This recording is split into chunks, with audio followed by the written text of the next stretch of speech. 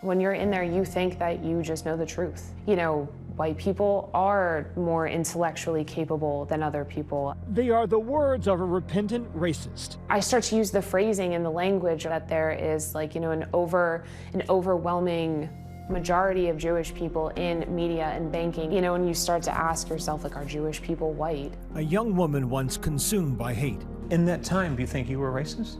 I didn't. As you look back at it now, do you think you were? Yes. I never thought of myself as a racist person, but I was. Samantha, who's asked us not to use her last name, spent about a year of her life embroiled in a white supremacist hate group called Identity Evropa. In the summer of 2017, Identity Evropa united with other groups in the white supremacist movement and descended upon Charlottesville, Virginia. It was a weekend filled with hate. One that would result in the death of a young woman, Heather Heyer, after rally-goer James Alex Fields Jr. deliberately drove his car into a group of counter-protesters. Earlier this year, Fields was sentenced to life in prison on federal hate crime charges.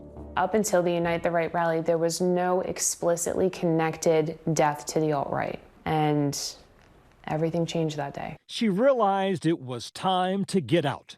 By the time I had left, there was the promotion of an ethno-state. There was a promotion of a peaceful ethnic cleansing. There's nothing not hateful about that. Now Samantha is coming forward in her first television interview to warn others about the prevalence of hate and the means by which these groups bring others into their fold. People need to understand that it's not the kid in Wyoming who like grew up, you know, with, you know, gas station beer and a toothless father who becomes this. It is your mailman, it is your surgeon, it is your doctor, lawyer, it is everyone. Her story is included in the new book, Antisocial: Online Extremists, Techno-Utopians, and the Hijacking of the American Conversation. I had talked to a lot of people in the alt-right at that point. She was one of the few people who was not in propaganda mode when she talked to me.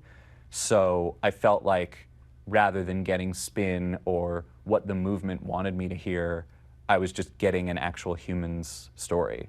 Samantha says while in the group, she attended a few white supremacy events, like this one in the spring of 2017 held in D.C. Young people are not caught. There she is among the crowd listening to the words of alt-right founder Richard Spencer. Samantha says it was rare for women to get involved. There was always at least like a woman at every party that I had gone to, like other than me, but it was like a handful. They went to great lengths to make her feel important because she was important, because they needed someone to be the female face of their movement. Using a pseudonym, Samantha says she became very active in the group's online chat rooms. Did you ever post hateful messages? Probably. I don't specifically recall, but I probably did. It sounds to me like when the politicians ask, did you ever pose in blackface, right? It's kind of thing either you did or you didn't. I don't know. And I say that in the sense of like, I haven't looked back, but I mean, probably. I probably did. But her participation grew darker. I remember I was at a party, you know, in walks one of the leaders of the movement. He said, Sieg. Pretty much everyone raised their hand and said, Heil. And including you? Eventually, yeah. It happened one or two times, and then by the third time I did it. I knew that it was not a good look, but I did it. Everyone else was doing it. That kind of thinking, putting aside one's morals to follow in the footsteps of others, is perhaps what got Samantha involved with white supremacy in the first place. She says she so badly wanted to feel like she belonged. I came to the realization that, like, instead of accepting that I'm just a generally mediocre person, those groups make you feel like you are excellent. You are it just for existing, for doing absolutely nothing. You're making it sound like if you're a member of one of these groups, the qualifications are be white and be a loser. I can't really argue that.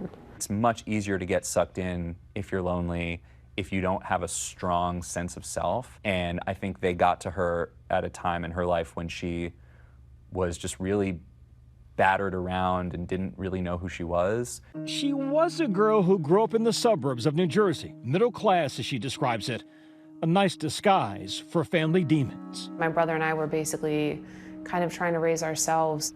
In the middle of high school, I moved to Florida, and I just felt like a total and complete alien. How do we get from there to where you went next in your life?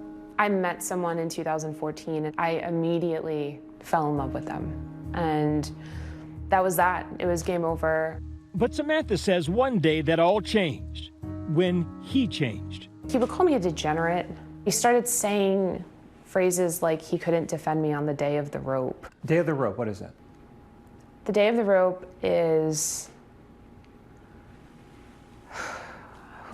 The day of the rope is the day, as written in the Turner Diaries, where white people as a race take people that they have deemed degenerates, unworthy, people of color, people with disabilities, people that are gay or whatever is deemed unpure, unfit for the white race, and they drag them out of their houses and they hang them by lampposts. The Turner Diary sounds like a hymnal for Adolf Hitler. Yeah. I mean, it was found in Timothy McVeigh's car after the Oklahoma bombings. Where do you guys go from there? I confronted him and just asked him, like, what is all of this stuff? And he looked me dead in the eye and just said, I think I'm a fascist, and I don't want to be with anyone who can't support that. And then I packed up, whatever I had with me and left. I was crying. And by the time I got to my house, I was like, I need to understand it, though. Like, where did this come from? She says she spent the next 5 days scouring the internet for information in an effort to convince herself that her boyfriend wasn't racist. A few days later, she calls him. And I tell him, I'll try and understand this with you. And so I start consuming more media. Were all these videos violent? No, I mean, a lot of it was just like, here's a baking show with this woman who is dressed like a traditional woman on a prairie. She's really smart, but she didn't know enough to know the things that were talking points and the things that were propaganda and how to push back against them with reality. Soon after she joined that group, Identity Europa. So at the time when I joined, I really thought it was just pro-white. I didn't think about what it really was. And it really is what? It's a hate group. It's absolutely a hate group. In your words, you were pro-white. Did that mean you thought less of people who look like me? No, I didn't think I did. Either you're pregnant or you're not, right? That's kind of something that I've struggled to come to terms with, but I didn't think that I was doing anything wrong. Identity Europa has now rebranded themselves as the American Identity Movement. That according to the Anti-Defamation League. A lot of these groups, they constantly have to rebrand because they have such a terrible actual belief system that once people find out what the belief system is, they have to keep shifting, but the core of it is still the same. On its website, the American Identity Movement describes itself as an organization that displays defiance against mass immigration and globalism. They say they prohibit the advocacy or participation in supremacy, violence, or illegal activity.